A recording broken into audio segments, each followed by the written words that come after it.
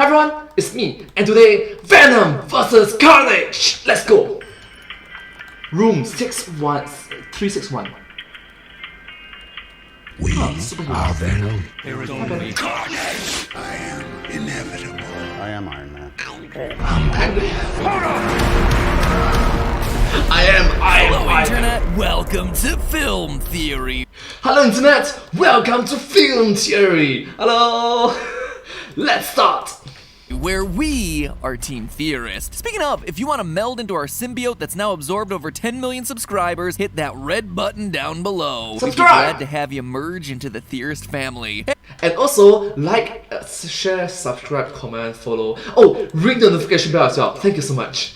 Hey, you pressed the button. How you feel about that one, Venom? Outstanding. Now, let's bite all the heads off and pile them up in the corner. No, we will not bite off their heads. Okay, maybe just one. You know, it absolutely takes a village to make the kind of quality content that you've come to expect at the rate that you crave it, and that's why I can really appreciate solid teamwork. You know who else can appreciate solid teamwork? Eddie Brock and his way too close for comfort buddy, Venom. How's that for a seamless segue, ladies and gentlemen? If Literally close for comfort. you think your roommates have been a little too close for comfort over the last year of lockdown, just imagine how much worse it would be if they actually lived inside of you, and then, you know, just randomly decided to consume whole human heads in one bite. On that note, can I just digress for a second here? Where are those heads going? Are they going into Eddie's stomach? Like, how is he digesting a full human skull? It's not like Venom has a physical structure that contains or digests these sorts of things. He's using Eddie's body as a host, so, I don't know, probably a theory better suited for another day. Also, since I'm on this whole digression, might as well include this too. Did you know that he's eating the brains so that way he doesn't go insane? Yeah, it's another weird detail from the comics. If the symbiotes don't eat human brains on a regular basis, they go insane. Either that or they gotta eat chocolates. Kind of gives new meaning to those Snickers commercials. You're not you when you're hungry. Anyway, Oh my gosh, I remember the SpongeBob SquarePants reference as chocolate! Chocolate! I'm sorry. after being bounced around the release calendar more times than Black Widow bouncing off of HVAC systems, it's finally time for Venom 2 to be released into theaters. True, how does Black Widow survive that? The big bad being none other than, well, Venom himself. He's not really a big hero here, let's be honest. Dude kinda sucks. But the even worse villain this time around is serial killer Cletus Cassidy and his personal symbiote Carnage. It's not symbiote, right? I know they say that in the movie. Let me just double check. Symbiote. Yeah, symbiote. I don't know who says symbiote. So in true film theory fashion, I wanted to take a look at who should win this battle. Not who will win, because we all know the reality of franchise-based storytelling dictates that our title character will have to continue in some form, but rather, who should win? Like, if there really were two real-life symbiotes modeled after Venom and Carnage, and we stuck them in a fight against each other, who would come out on top? And this question is pretty darn interesting, since at first glance, the two symbiotes seem to be pretty much palette-swapped versions of each other. But when you look closer, there's actually a lot of differences in the way that they function, the ways that they interact with their hosts, and the way that they view the world, which would give an advantage to one over the other in a 1v1 brawl. So today we're looking at the comics, the movies, and the real worlds of science and psychology to determine, in a real-world battle of Carnage versus Venom, who would reign supreme. For those of you who skipped the Venom movie because it wasn't officially in the MCU yet, or weren't fans of comic books from the super edgy, totally rad 90s era, let's quickly go over the relevant factoids for our Venom-Carnage battle today. Venom is truly two different entities sharing a body. First, we have the journalist Eddie Brock. He's a human, nothing extraordinary to say about him. Secondly, though, we have ourselves an alien symbiote that infects Eddie, bonding with his nervous system. Aliens from space! This symbiote is what allows Brock to transform into the black behemoth known as Venom. On the other side, we have Carnage. Though we haven't seen too much of Carnage in the movies yet, the story in the comics goes that while breaking Eddie Brock out of prison, the Venom symbiote creates an asexually produced offspring that ends up finding the serial killer Cletus Cassidy as its host. In the movie, it looks like Cletus might actually bite Eddie and get a piece of the symbiote that way. I have tasted blood before, and that is not it. The interesting piece here, though, is that rather than bonding with Cassidy's nervous system, this new symbiote instead bonds with Cletus's blood, thus creating the red-looking monster called Carnage. And you see, this subtle difference actually gives us our first major basis for comparison: a neural connection in Venom versus a sanguineous connection or blood connection with Carnage. While on paper that might seem like an arbitrary distinction, it actually ties directly into both of these symbiotes' potential strengths and weaknesses. Venom being linked directly to Brock's nervous system gives him a solid scientific reason to have strong stronger, faster perception and reflexes, much akin to Peter Parker's spider sense. Venom's connections with the nervous system would also give him advanced control over the body, and therefore better precision in his movements. Remember, in a fight, strength isn't everything. Accuracy and control are gonna matter a lot, so Venom is actually working with a major advantage here as well.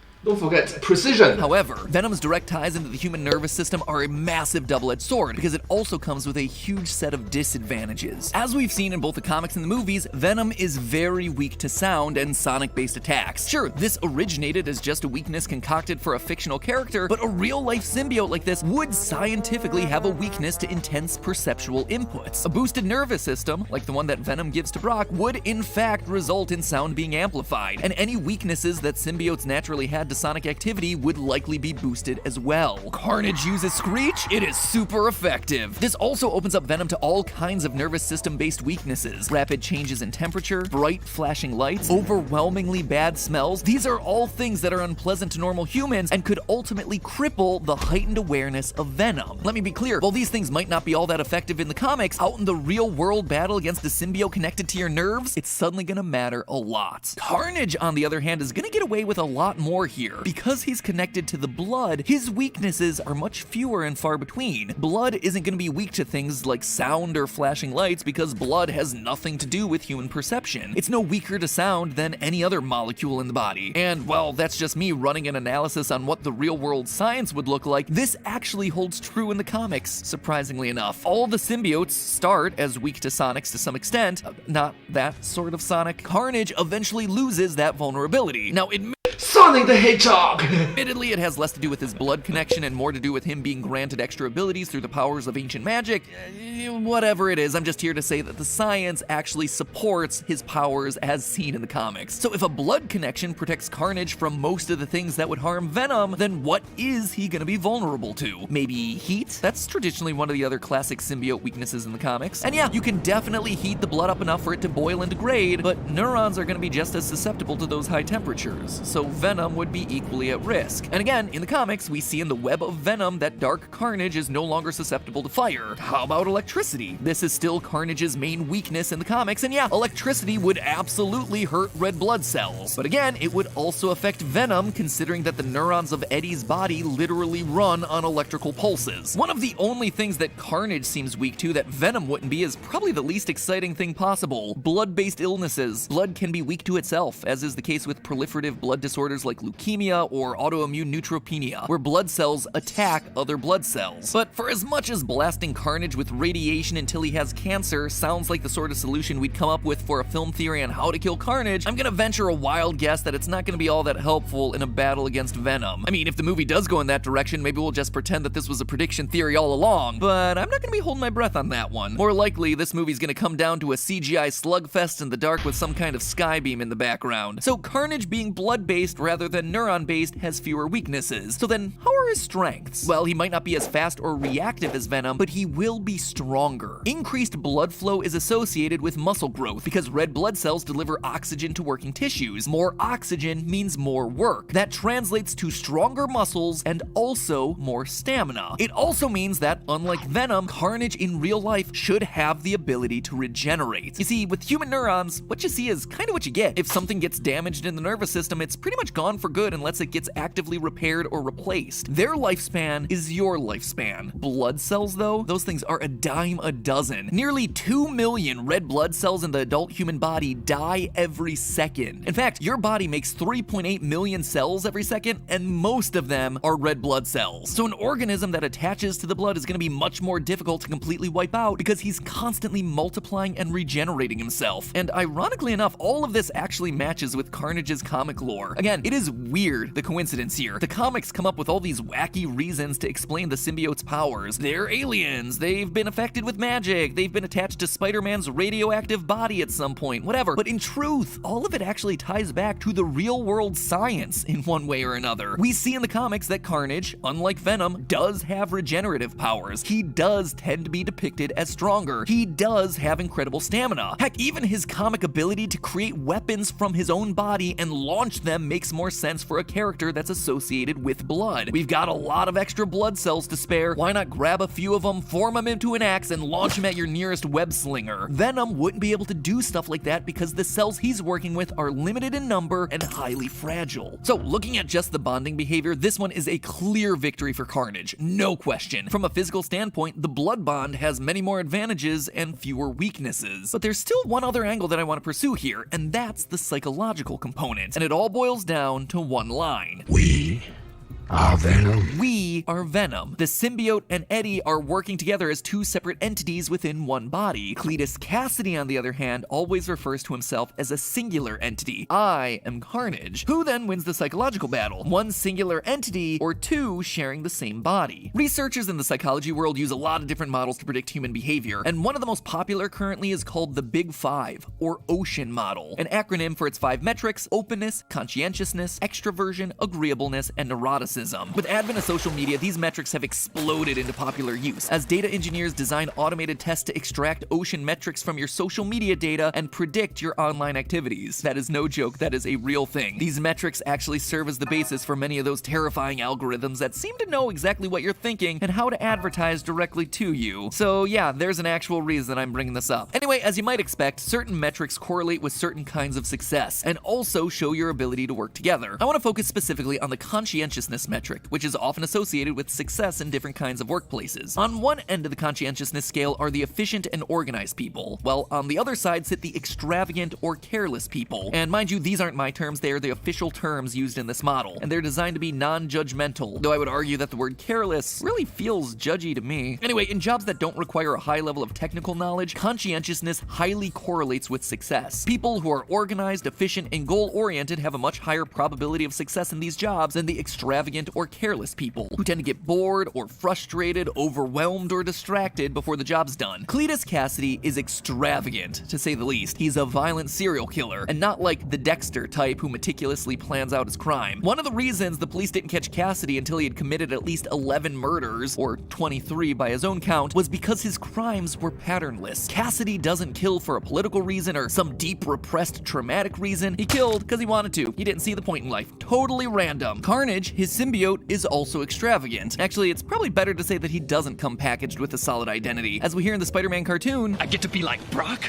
Similar, but different. Once you bond, it will reflect your hatred for humanity, your lust for destruction. contrast Cletus with Eddie, who is much more organized. Though he's definitely more in the middle of the conscientiousness spectrum, we see that Eddie is more than capable of organizing investigations into powerful people. He's goal-driven. He stops at literally nothing to get his questions to Carlton Drake at the beginning of the first film, resulting in his loss of a highly skilled job. Eddie has much more perseverance when presented with a challenge. And that challenge isn't just Carnage, it's also Venom, who is definitely more on the careless and extravagant end of the conscientiousness spectrum. 2018's Venom was all about Eddie Brock and his symbiote learning to deal with each other. Eddie feels out of control at first and fights against the symbiote's influence. It's only when Eddie voluntarily lets the symbiote back into his body towards the end of the movie that Venom truly achieves his full power. Alright, so case in point, you must recognize that it's always important to be understanding, inclusive, and stand in their point of view. Think from their think from a point of view, stand in their shoes. So yeah, it's quite good, right? And don't, if you're living literally in one body, do not stop doing something like something like that. Please don't. Please don't. You literally live in one body. Extremely powerful but chaotic Venom succeeds in part thanks to Eddie Brock's psychological profile reining him in, being more strategic and focusing Venom's incredible power. So while they're certainly operating as separate individuals sharing one body, their strengths and weaknesses ultimately balance each other out, as opposed to the chaotic, extravagant Cletus being made more extreme by the equally chaotic symbiote. What's more, Eddie also gets the advantage of two brains, because you know what they say, two heads are better than one, and as it turns out that is scientifically proven, as the report Optimally Interacting Minds shows. I'm not really going to do a deep dive into it here because it's not really that exciting, but the TLDR is that, yeah, two people communicating with each other and working together does ultimately lead to better results than one person working alone. So for Eddie and Venom, who have had some time together to work things out, communication is going to come as second nature. So Venom's real advantage over Carnage isn't physical, it's actually psychological. Carnage has nearly all of Eddie's strengths beat, and his weaknesses are much less likely to come into play than Eddie's are, but Eddie has the personality for the job and the ability to work with his teammate to achieve something greater than Carnage can achieve on his own. In the most ironic twist of all, a battle between two super powerful blobs of alien goo is ultimately decided by the puny humans that are wearing the suits. But hey, that's just a theory. A film theory. And cut. Well, I just love it that at the end it's like the puny humans take reference to the puny god from when Thor bum bum bum bum bum on Loki and bum bum bum bum bum on Thor. But anyways, I hope you find this video very interesting, quite unique to watch internet. Case in point, these fictional worlds, the fictional characters, it's just entertaining, enjoyable to theorize about them. If you do like this video, please remember to like, share and subscribe to my channel and comment down below if you have anything to share with us. Down below. Don't forget to follow my channel and I sincerely appreciate all of your support and encouragement for my work. Thank you all so much, you're the best, and hope to see you all in my next video. But hey, that's just a theory. A film theory. And cut. Thank you.